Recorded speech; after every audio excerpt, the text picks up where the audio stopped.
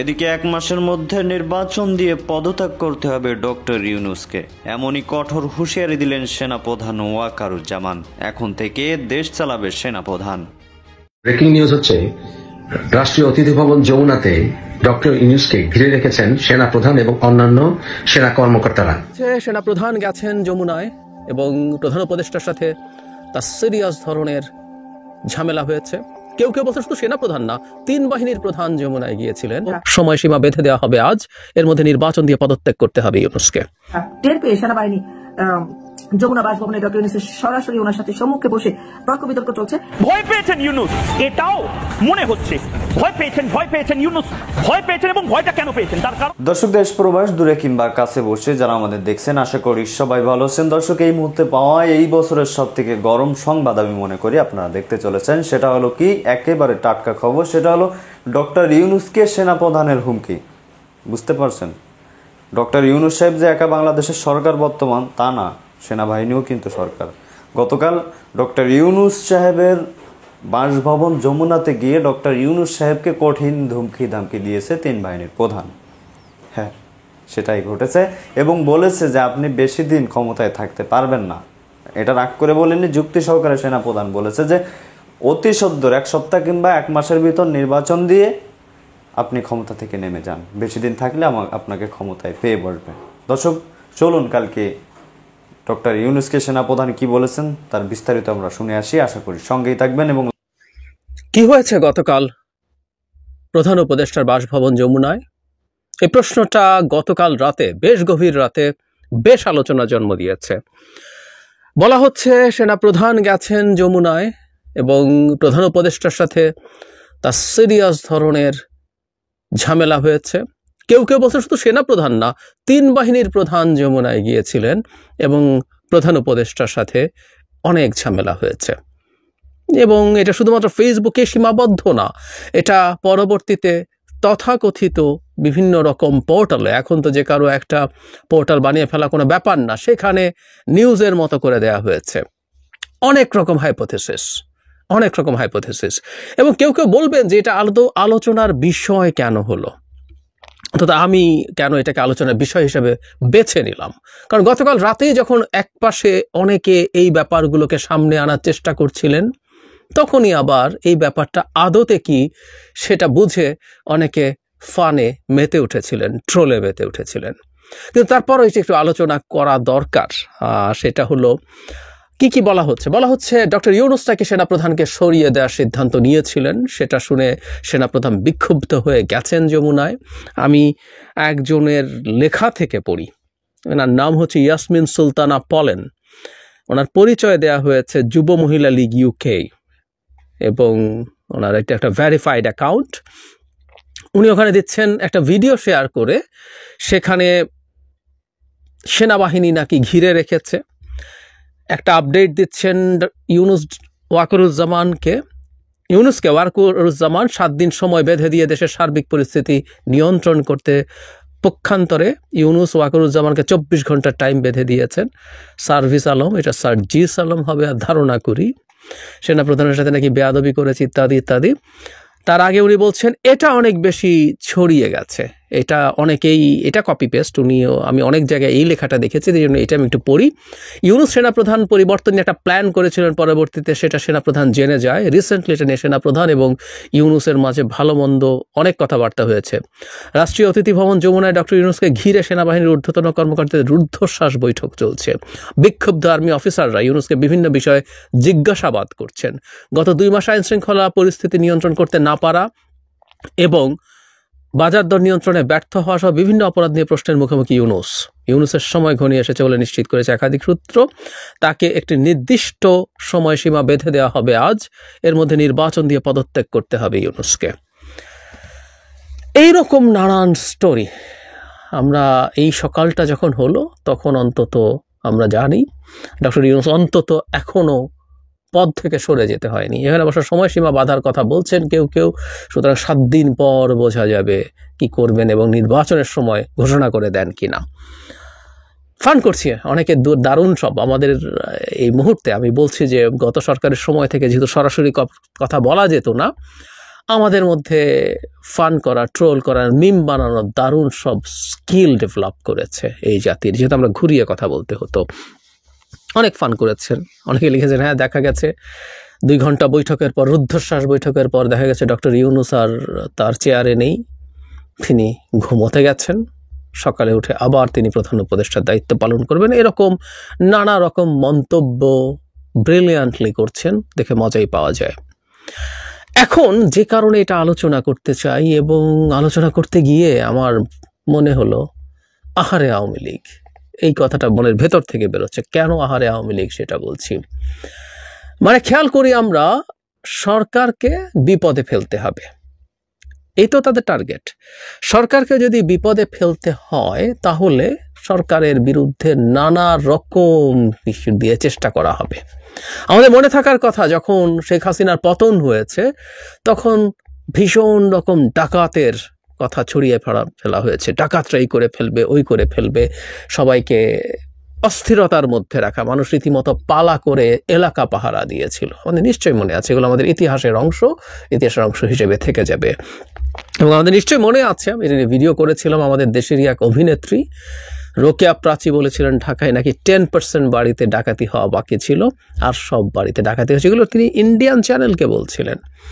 ফলে ওটা হলো, এটা হলো, কিছু না কিছু, এরপর আনসাররা আসলো, আনসাররা কি না কি ঘটিয়ে ফেলবে, এরকম নানা ফর্মে আমাদের সামনে নানান ন্যারেটিভ তৈরি করার চেষ্টা হলো, সরকারকে বিপদে ফেলার চেষ্টা হলো।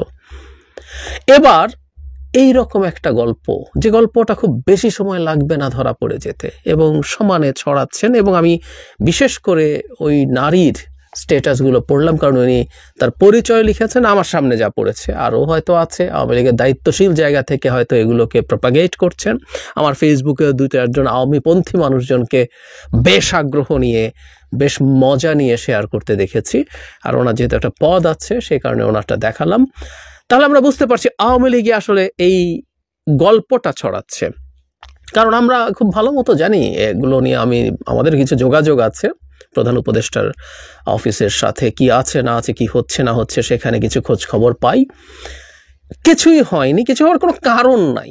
মানে প্রধান উপদেষ্টার কাছে আউট অফ নাথিং বাহিনী প্রধানরা গিয়ে এইসব ঘটনা ঘটাবেন, এবং ডক্টর ইউনূসের মতো একজন প্রধান উপদেষ্টাকে আমরা রিসেন্টলি খেয়াল করেছি তার প্রতি গ্লোবাল কমিউনিটির সাপোর্ট কি পরিমাণ হয়েছে। জাতিসংঘের সাধারণ পরিষদের যে অধিবেশন হলো, সেখানে যাওয়ার পর আমি অন্তত, এটা আমার অ্যানালিসিস, ডক্টর ইউনূসের প্রতি তার সমর্থনের প্রতি, মানে সরি এভাবে বলার জন্য, কিন্তু এটাই বাস্তবতা, সেটা হলো বাংলাদেশ না, এই পৃথিবীতে এখন কোন দেশে কোন সরকার থাকবে, কিভাবে থাকবে, ইভেন নির্বাচিত সরকার, মানে ভোটের নির্বাচিত সরকারও যদি হয়, সেটার সাথে অনেক জিওপলিটিক্যাল হিসাব নিকাশ জড়িত থাকে। আর এখানে আমাদের এই সরকারের তো পেছনে প্রচুর জনসমর্থন আছে। তারপরও উনি জেনারেল অ্যাসেম্বলিতে গিয়ে পশ্চিমা দেশগুলোর, আমেরিকা সহ পশ্চিমা দেশগুলোর দুর্দান্ত সমর্থন নিয়ে ফিরে এসছেন, বিভিন্ন সংস্থার আর্থিক সহায়তার প্রতিশ্রুতি নিয়ে ফিরে এসছেন। বরং উনি টার্মস ডিকটেট করছেন এখন। ডক্টর ইউনূস স্যার ইন্টারভিউতে বলেছেন কয়েকদিন আগেই, মানে আমরা শুনেছি বা পড়েছি প্রথম আলোতে, উনি বরং চাপ দিচ্ছেন যে তোমরা টাকা দিলেই হবে না, তোমাদের যে রেগুলেশনস আছে সেগুলো চেঞ্জ করে আমাদেরকে ফাস্টার টাকা দাও, সো দ্যাট আমরা দ্রুত সেটা ইউটিলাইজ করতে পারি। সো সেই রকম একজন শক্তিশালী, শক্তি ভিত্তির ওপরে দাঁড়ানো প্রধান উপদেষ্টাকে সেনাপ্রধান হুমকি দিচ্ছেন। আমরা সরিয়ে রাখি ওটা, সেনাপ্রধানকে হুমকি দেওয়ার কথা আমি ব্যক্তিগতভাবে বিশ্বাস করি না। কারণ এই সেনাপ্রধান শেষ পর্যন্ত শেখ হাসিনা সেনাপ্রধান হিসেবে আর ছিলেন না। এই সেনাপ্রধান দেশের জনগণের সাথে এসে দাঁড়িয়েছিলেন। সুতরাং সেই সেনাপ্রধান ডক্টর ইউনূসের প্রতি ক্ষুব্ধ হয়ে তাকে সময় দেবেন, সময় বেঁধে দেবেন এবং হুমকি দেবেন, এগুলো একেবারে ফালতু কথা। ডক্টর ইউনূসের বাড়ির সামনে, যমুনার সামনে মিলিটারি যে ভিডিওটা শেয়ার করা হয়েছে, ভিডিওটা কখন নিশ্চিতভাবে বলা যাবে না, ধরে নিলাম এটা গতকাল রাতেরই। ওনার ওখানে তো পাহারা থাকে। আমি নিজে ওই জায়গায় ক্রস করার সময় একটা দলকে চলে যেতে দেখেছি, আর একটা নতুন দল সেনাবাহিনী, তার পিজিআর আছে, প্রেসিডেন্টস গার্ড রেজিমেন্ট, যেটা তার নিরাপত্তা দেন যারা, অন্যান্য বাহিনী আছে, এসএসএফ আছে, সবার তো পালা পরিবর্তন হয়, শিফট পরিবর্তন হয়। সেই শিফট পরিবর্তনের একটা ভিডিও দেখিয়ে সব ঘিরে রাখা হয়েছে, ইত্যাদি ইত্যাদি তৈরি করার চেষ্টা। একটা জিনিস মনে রাখতে হবে, মানে যে কারণে এটা নিয়ে আসলে ভিডিও করতে আসলাম, সেটা হচ্ছে আমি খুশি হয়েছি এই গুজবটা ছড়িয়ে আওয়ামী লীগের লোকজন নানান রকম আশায় বুক পাচ্ছেন। একটা কথা বলা হয়, ডুবন্ত মানুষ খড়কুটা ধরে বাঁচার চেষ্টা করে, কিন্তু ডুবন্ত মানুষ জানে না সে তো ডুবেই যাচ্ছে, সে খড়কুটাকেও একটা অবলম্বন মনে করে। কিন্তু আমরা বাইরে থেকে যদি দেখি কেউ খড়কুটা ধরে বাঁচার চেষ্টা করছে, আমি যদি নিজে না ডুবতে থাকি, আমরা জানি খড়কুটা ধরে বাঁচা যায় না, ডুবন্ত মানুষ ডুবে যাবেই, মারা যাবেই। সো আওয়ামী লীগকে এখন খড়কুটা ধরতে দেখছি। দুঃখজনক, খুবই দুঃখজনক। দুঃখজনক এই অর্থে, একটা দল যার ৭৫ বছর পূর্তি হয়েছে, আমি সত্যিকার অর্থেই মনে করি এই দলটা এই পরিণতি দেখা একজন নাগরিক হিসাবে আমাদের জন্য ভালো কিছু ছিল না। আমাদের বহু বহু লড়াইয়ে, সংগ্রামে, গণতান্ত্রিক লড়াইয়ের পথে এই দলটা যখন প্রথম আওয়ামী মুসলিম লীগ ছিল সেই সময় থেকে শুরু করে পরে আওয়ামী লীগ হওয়ার পর থেকে আমাদের স্বাধীনতার সাথে এই দলটার নাম ওতপ্রোতভাবে জড়িত। সেই দলটা শেষ পর্যন্ত এদেশে একটা মাফিয়া পরিণত হলো, একটা মাফিয়া রাষ্ট্র কায়েম করলো। এখন সেই দলটা যখন শেষ হয়ে গেছে তখন সে খড়কুটা ধরে বাঁচার চেষ্টা করছে। খড়কুটা ধরে বাঁচা যায় না। এই জন্যই বলছিলাম, আহারে আওয়ামী লীগ, আফসোস, এটা আফসোসেরই ব্যাপার তাদের দিক থেকে। রাষ্ট্রীয় অতিথি ভবন যমুনাতে ডক্টর ইউনূসকে ঘিরে রেখেছেন সেনা প্রধান এবং অন্যান্য সেনা কর্মকর্তারা। তারা ডক্টর ইউনূসের উপরে প্রচন্ড ক্ষুব্ধ। ডক্টর ইউনূস এই সেনা প্রধানকে পরিবর্তন করতে চেয়েছিলেন এবং এর ইঙ্গিত আপনারা ভয়েস অব আমেরিকা বাংলায় এই ডক্টর ইউনূসের সাথে সাক্ষাৎকারে সেটা দেখেছিলেন। কারণ ডক্টর ইউনূসকে যখন প্রশ্ন করা হয়েছিল যে নির্বাচনকে 18 মাসের ভিতরে দেবেন কিনা, সেনাপ্রধান এরকম একটি কথা বলেছেন, ডক্টর ইউনূস কিছুটা বিরক্ত হয়ে বলেছিলেন যে সরকার যখন বলবে তখনই নির্বাচন হবে, সেনাপ্রধান বললে হবে না, এরকম উনি উড়িয়ে দিয়েছিলেন সেনাপ্রধানের কথা। কিন্তু সেনাপ্রধান যখন উনি ক্ষমতা নিয়েছিলেন শেখ হাসিনা চলে যাওয়ার পরে এবং বলেছিলেন আমি আমার হাতে ক্ষমতা নিচ্ছি এবং আমি আমার নিজ দায়িত্বে বলছি যে সেরকম একটি সরকার গঠন করা হবে, অর্থাৎ ডক্টর ইউনূস এবং অন্যান্য উপদেষ্টাদেরকে নিয়ে, আপনাদের সেই কথা নিশ্চয়ই মনে আছে। অর্থাৎ সমস্ত দায় দায়িত্ব সেনাপ্রধান নিজের হাতে নিয়েছিলেন, অর্থাৎ উনি আমাদের সাথে ওয়াদাবদ্ধ। তাই ডক্টর ইউনূস যখন সেনাপ্রধানকে পাত্তা দিলেন না, সেখানে বোঝা গেছে ডক্টর ইউনূসের মতলব খারাপ, অর্থাৎ সেনাপ্রধানের কাছে সেটা প্রতিমা হয়েছে। সেনাপ্রধান ক্ষুব্ধ হওয়ার বিষয়গুলি হচ্ছে নির্বাচনের নিয়ে তাল বাহানা করা, দ্রব্যমূল্যের দাম অত্যাধিক এবং এছাড়াও রিসেট বাটন সহ অন্যান্য বিষয়। সে আলোচনা চলছে, সে আলোচনায় অবশ্যই একটি দিন নির্ধারণ করে দিতে বলেছেন সেনাপ্রধান যে আগামী 1 সপ্তাহের ভেতরে একটি নির্বাচনের দিন তারিখ ঘোষণা করতে হবে। আলোচনা চলমান। তবে এই বিষয়ে অবস্থান হচ্ছে ডক্টর ইউনূসের অধীনে কোন নির্বাচন হবে না যদি না ডক্টর ইউনূস এ সকল চ্যাংড়াদেরকে বাদ না দেন, আর যদি না ডক্টর ইউনূস জাতির কাছে স্পষ্ট না করেন যে রিসেট বাটন দিয়ে কি বুঝিয়েছেন, বিষয়গুলো প্রশ্নবিদ্ধ। অন্যথায় এই উপদেষ্টা মন্ডলী সব চেঞ্জ করতে হবে এবং এটি ন্যাশনাল গভর্নমেন্টের অধীনে নির্বাচন হতে পারে, অন্যথায় ডক্টর ইউনূসের অধীনে নির্বাচন হতে দেয়া যাবে না।